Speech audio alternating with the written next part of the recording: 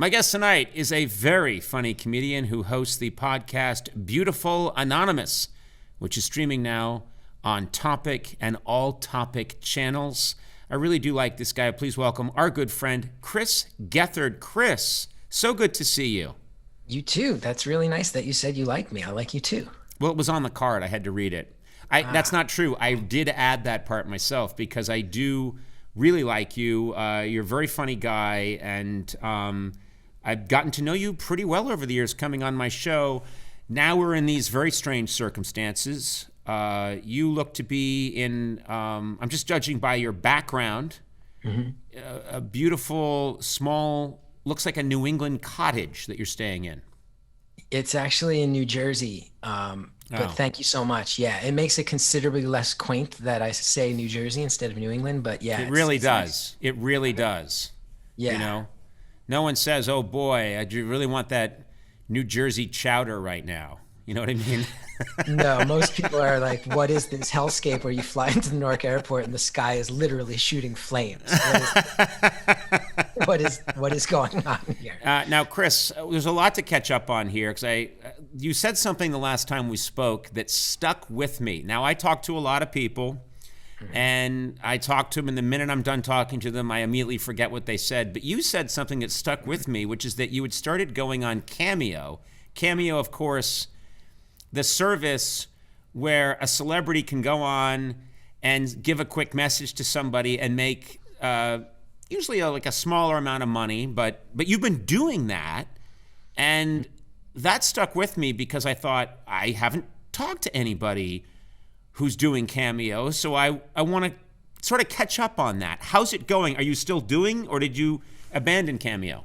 I've thought long, and I want to abandon Cameo. I find it to be weird, but it's also a nice way to make small amounts of money now that I can't tour and go on the road. So I do it. If you remember last time specifically, there was this one guy named Randy. Yes, Randy, yeah. Yeah, he had caught COVID, and then I was making a lot of money because his friends were buying cameos from me to wish him well, tell him to get better. And you accurately pointed out that maybe that's not cool to monetarily exploit a sick man. Yes. Conan, since my last appearance, this guy's become a cash cow. He got electrocuted. I made a lot of money when that happened. Wait a minute. So he got better. He got better from COVID. He recovered from COVID, but then got electrocuted? Yeah, I was sitting there like, man, I guess this well is dried up. And then no, he touched a loose wire in the back of a U-Haul truck and electrocuted his hands.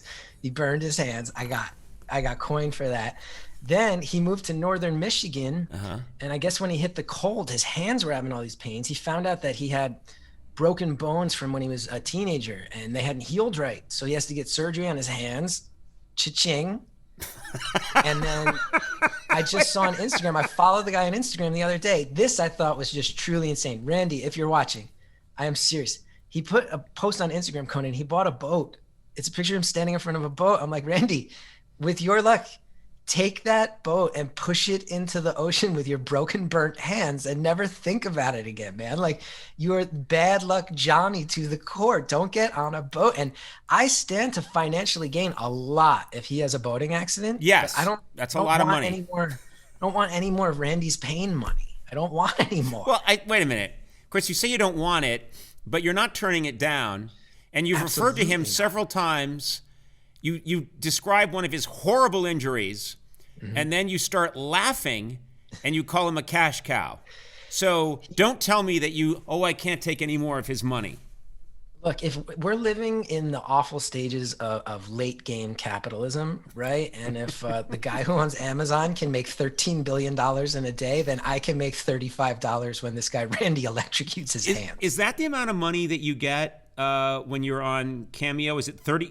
Is that what you get? $35 a pop? They take a cut, so I get like 28. And I've been on TV a bunch of times. I'm getting $28 a pop on these weird videos of my awful pale head. My wife has all these friends she's from Seattle, and she has these friends that are very sharp. They're witty and they're sharp. And we were hanging around in Seattle before COVID. This is like a little over a year ago. And we were having drinks, and someone was talking about Cameo, and how they got like the kid from Different Strokes to wish him a happy birthday. And they said how much money it was. And I said, when do you think's the time for me to go on Cameo? And one of her friends looked at me and he said, 3 years ago. Wow. Nailed it. Nailed it. I think he's actually 6 years ago. But, you bring up a good point, which is you're on Cameo, you're making this money. Chris, you've been very successful.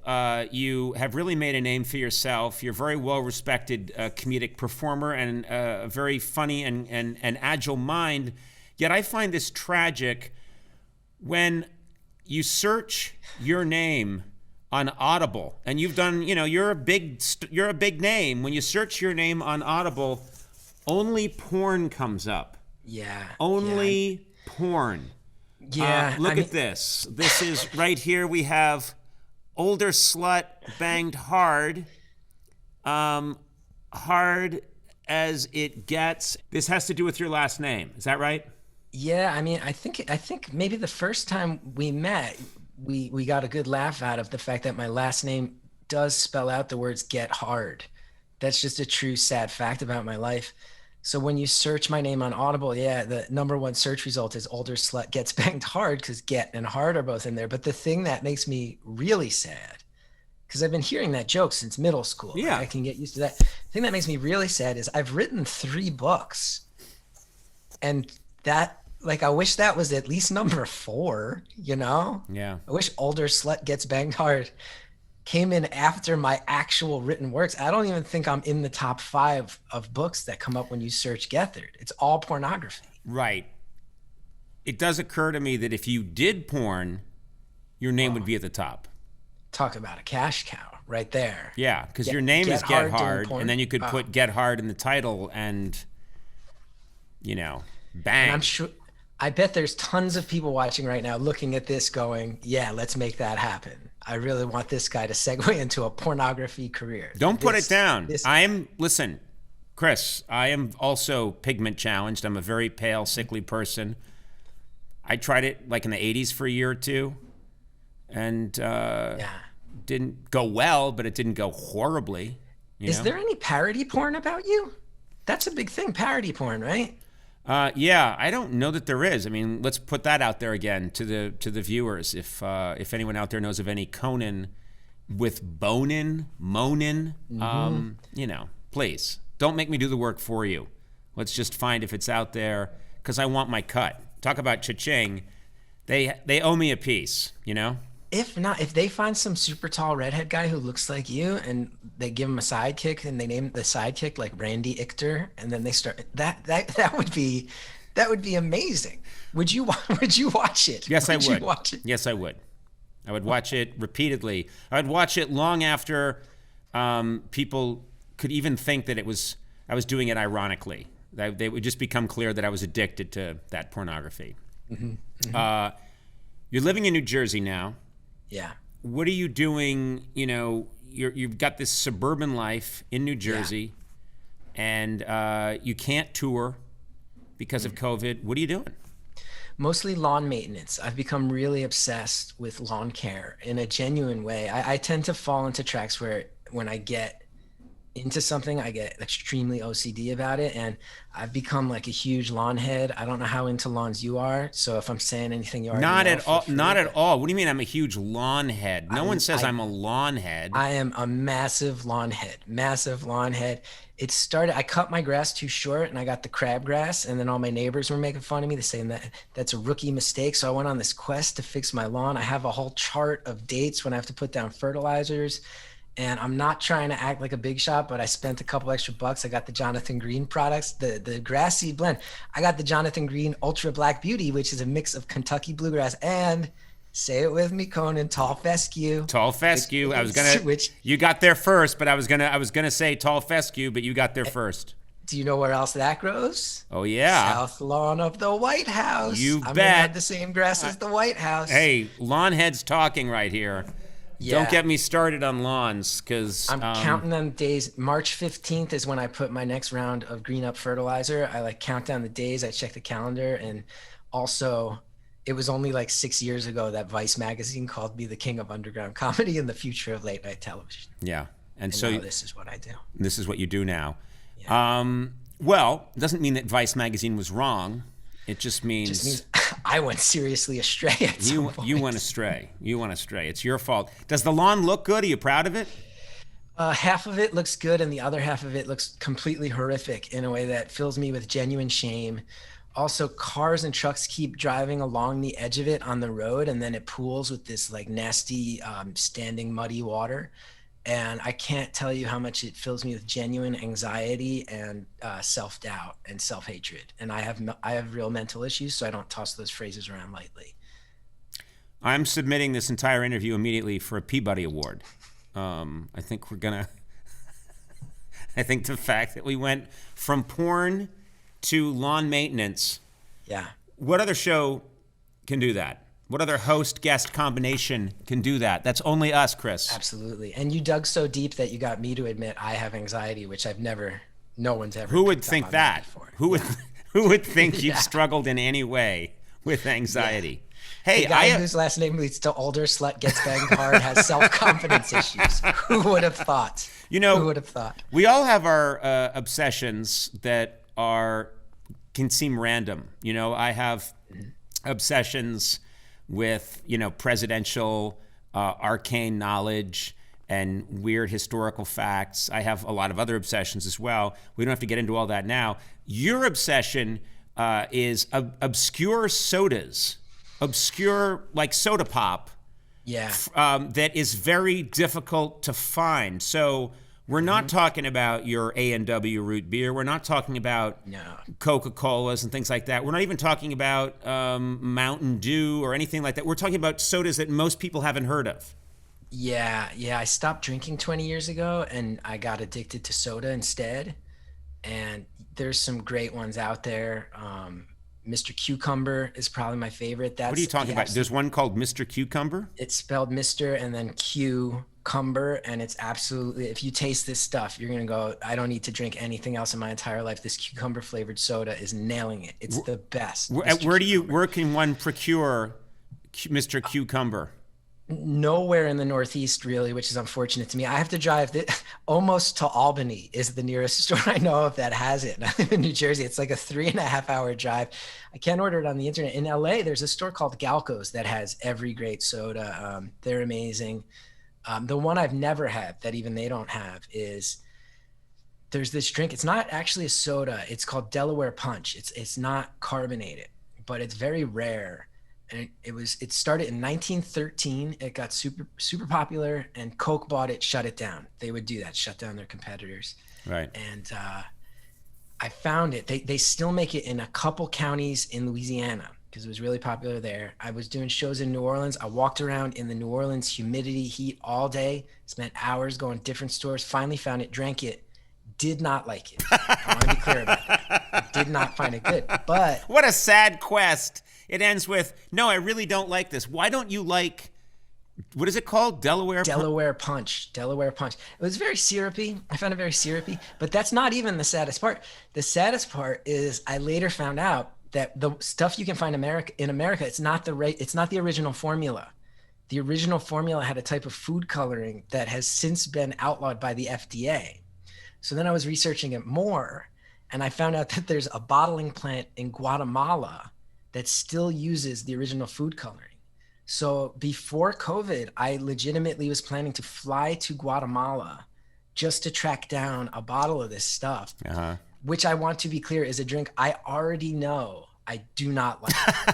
But I'm just that much of a completist that I felt like I had to have it. Food coloring will not affect the taste. Only the color, maybe.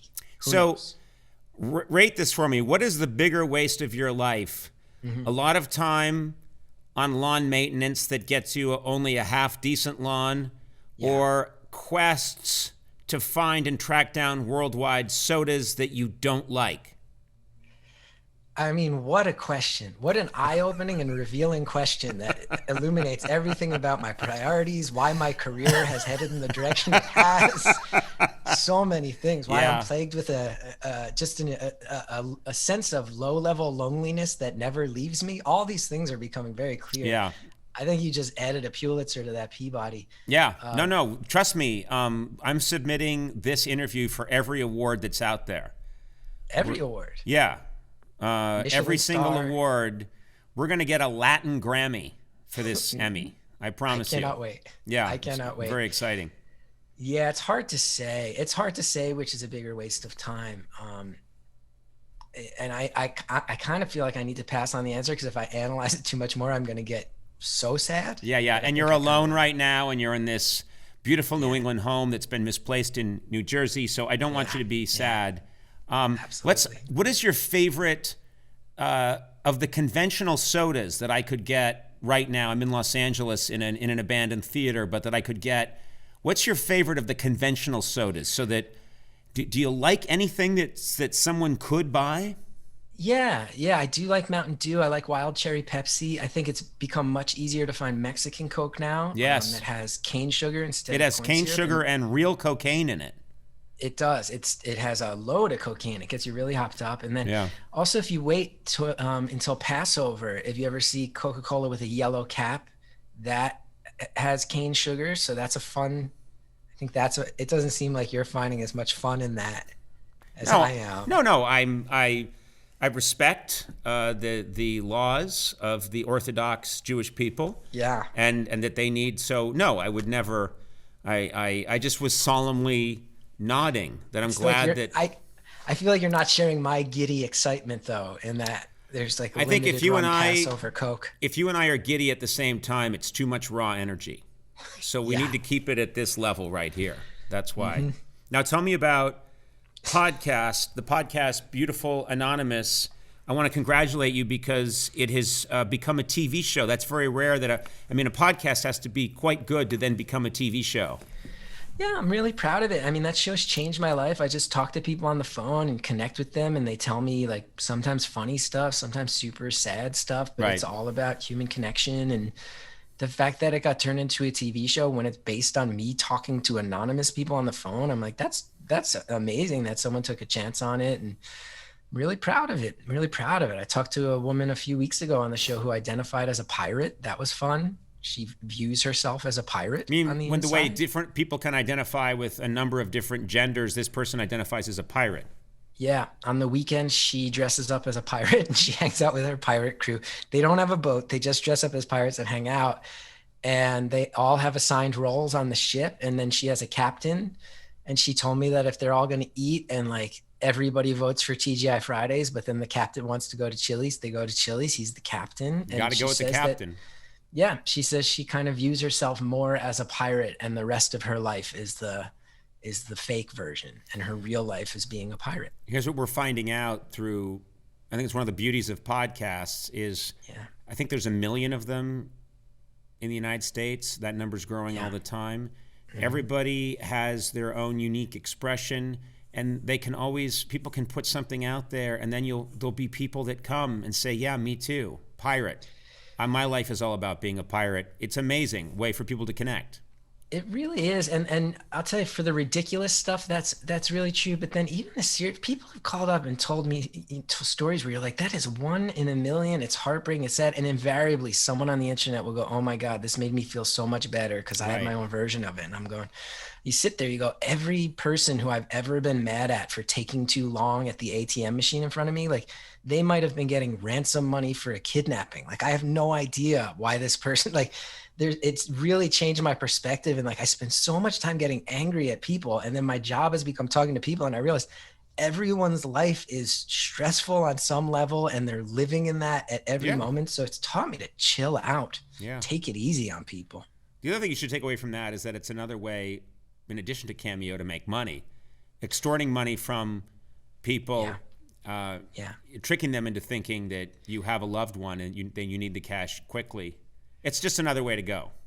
Yeah, and as you say, I thought where you were going to go is saying, people will call up and share their painful stories with me, and it is another way that I have managed to monetize other people's pain, which I didn't even realize until halfway through this interview. But no. I may be evil. I might be evil. Oh, well, looked you up. You're a bad guy. It says, I looked Really? it up. Yeah, you're on bad When guy. you searched my name, that's what came up? Well, there's a lot of porn, and I had to watch it all. But then bad guy came up at the end. You also have, I want to mention this, you have a new podcast about your love of New Jersey. Because you love all things Jersey, yes? I do. I mean, I grew up here. I've always been a fierce defender of it. It gets made fun of a lot, but I think that's why the art that comes out of here is as good as it is, because everybody doubts us. So that's how you get a Springsteen, is when everybody's telling you you're not supposed to make it. And right. I love it. And we're making this new podcast where we like explore how ridiculous it is. And I do it with my buddies from high school. And here's a sentence I think you will love. On the most recent episode, it was about pollution. And my friend Bonaduce was talking about how he was hired to help clean up a toxic waste site. And he took a poop on the ground and an EPA inspector accidentally stepped in it. Like, if that won't get you to at least give this one listen, I don't know what else will. Bonaduce took a poop on the ground. Some EPA nerd stepped in it. It's the best. New Jersey's the best. It does, yeah. Only in New Jersey, right? I mean, not too many other places. He said the guy walked up to him and goes, hey, man, he didn't know the guy was a scientist on the job. This random lunatic walks up to him in the woods, goes, hey, man, you see any snakes or turtles around here? And Bonaduce's response was, you asshole, we're in the woods. There's snakes everywhere. And then the guy went looking for snakes. And Bonaduce, you're out there on a work site. You're working construction. Sometimes you got to go and there's no bucket around.